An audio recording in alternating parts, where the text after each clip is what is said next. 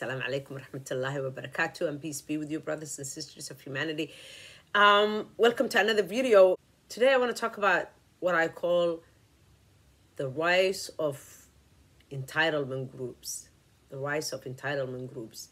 This is privileged classes or groups like men. Of course, compared to women, men have always been privileged, amongst other groups, but it all comes down to men. I love you guys, but it's true. Even when you think about the LGBTQ plus groups, the drivers of the rise of these groups and their entitlements is men. The people who are behind these groups are men. Men get what they want. And if they can't get what they want, they'll have a tantrum. And now they're having a tantrum, and their tantrum has to do with women. How dare women rise, have choices, have voices? I know you're gonna say, feminist, I don't care. Call it whatever you want, because feminism stems from women fighting for their voice. Men of privilege who are used to having their way are crying foul because they can't take it. Not because women took anything away from them, but how dare you sit next to us? How dare you not always behind me? How dare you are not always sacrificing for me?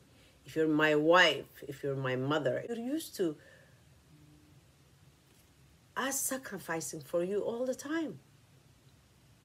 Case in point, I'll give you a little example. The marriage of Tom Brady and his wife, Gisele Bündchen. I don't know. It's a tough name for me to call. But anyway, they're getting a divorce. In case you didn't know this, she's actually worth $400 million compared to him being worth $250 million. She was always richer, but she sacrificed for him. Still, she sacrificed 15 years of their marriage. She actually sacrificed. And that's what women do. We always sacrifice. No matter how accomplished we are, we always, once we find the man of our dreams, a man we want to be with, we always sacrifice. It's just the way things are. Because we're not ego-driven. We're not obsessed with see me, feel me. It's you know, we are happy as long as the people we care about, the people we love, and the people that are around us are happy. We're caretakers. Men, on the other hand, are ego-driven. Nothing is ever enough. Nothing is usually, I'm not saying all men, but the vast majority of men, especially if they're ambitious, whether they're accomplished or not, as long as they have that drive, that ambition. Some of them, if they can't get to where they're going, like these crying babies nowadays, you know, the followers of Andrew Tate and many others like him, who are just crying. The same people say Jordan Peterson talks about all the time, the men that are left behind, the disenfranchised young men. Who took anything away from these people? And the argument that women want to be the men nowadays. The roles are all mixed up. There's confusion of who should lead the family. Look at this couple, Tom and Gisele. She sacrificed everything for her family because she loves this man. He kept saying, I'm going to retire this year, next year, and the year after. And he kept breaking his promises. He's not what he used to be. Yet he's so ego-driven and obsessed being in the limelight.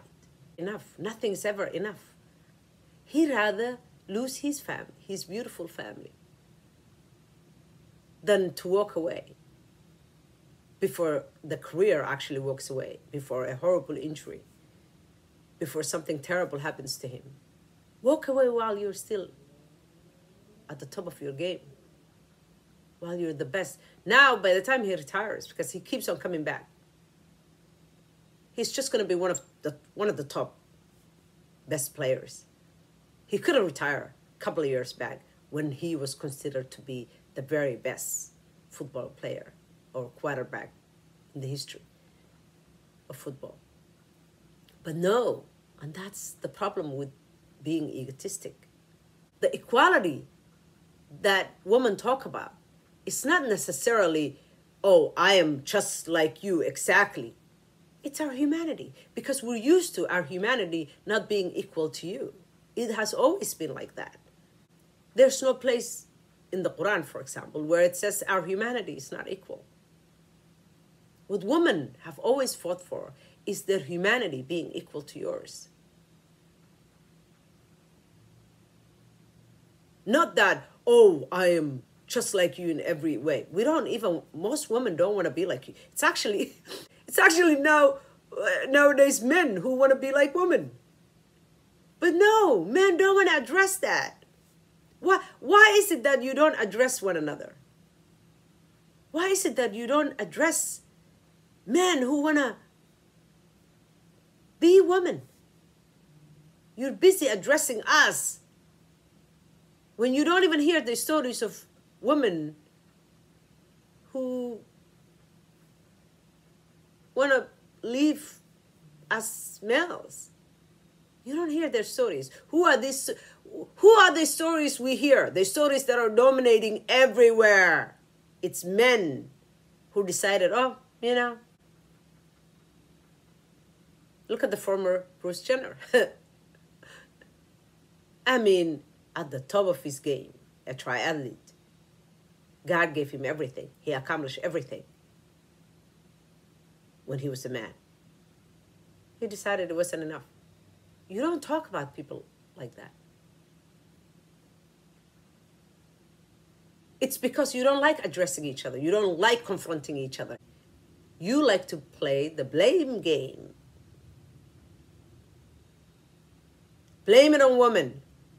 They're less fortunate because we can belittle them and disrespect them instead of us. You are so in love with each other. I wish more women were like that. I wish we honored and respected one another the way you guys respect and honor each other. Men get away with everything. You get everything you want and more. And now you're having a tantrum because nothing is ever enough for you. That when we got the chance, when women got the opportunity, and still the vast majority of women around the world are still not where they like to be, don't have their rights in terms of getting a good education, getting jobs, for example, doing the things that they want to do that are good for them. Women is still, all over the world, most parts of the world, are still treated like an inferior or as an inferior being compared to men. We're not even halfway there. The woman we always talk about are the women in the West. Women who got at least maybe 65%, 70% of their God-given rights. Yet men are depressed. We're losing. Just these women. Or women who come from different parts of the world that come to the West and get the opportunity to study and, make the choices that they want to make for themselves and succeed. Men from their part of the world are complaining, our women went to the West, now they're all different. They think they are equal. Who complains about it? Who complains about another human being their equal? We do not take our successes anywhere else. We bring it home to you people. Many of the countries, whether it's developed or developing nations, they're the nations that actually gave women some rights. Because when 50% of a population gets some of their God-given rights, and they can study and they can make choices and they can, work and can add to the economy, the GDP of these nations, then that country is no longer a nation left behind. And as we know, the countries that are being left behind are the countries that refuse to acknowledge women. The truth of the matter is, the only roles women step into are the roles that are vacated by men. Vacated. There's a huge part of, for example, African American men that are part of these movements, complaining about their women. Who raised these people, these men? Women. In our community, for example, the Somali community, 75% of the households are led by women. We raised you. We took care of you. We stepped into the role vacated by your fathers. And this is how you honor us. Women have changed. Women, what do you want us to do? Because it will never be enough. No matter how much we try to uplift you, every man who ever became something, it was because a powerful woman was behind him.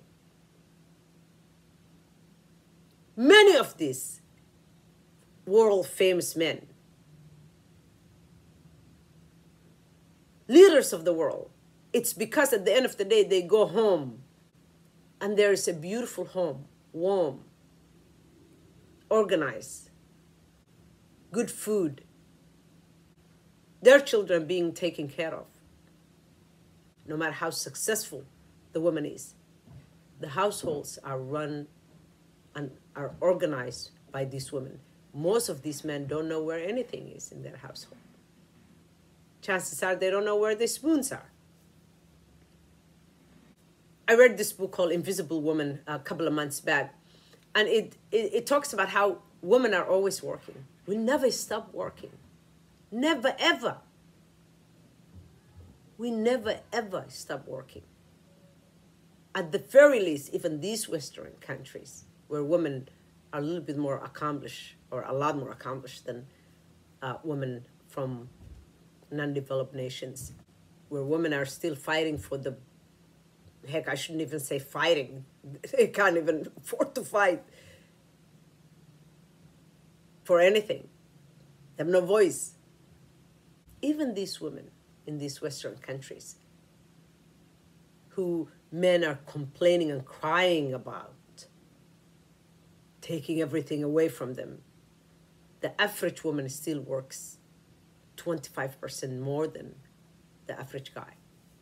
Chances are they work, they have jobs, they come home, everything still waits for them. She's very lucky if she has a decent guy who might make dinner. She still has to deal with everything.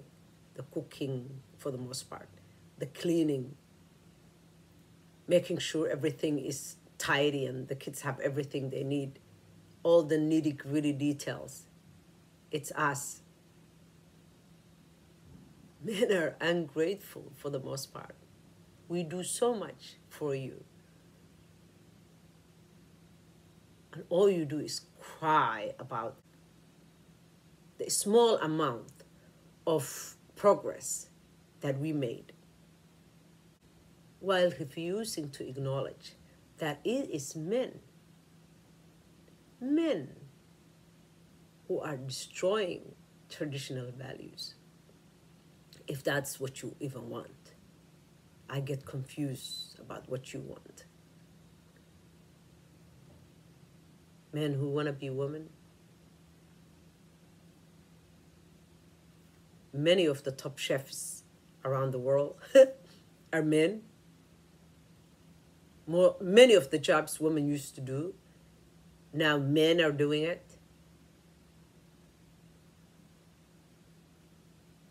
It's men who are trying to be women, not the other way around.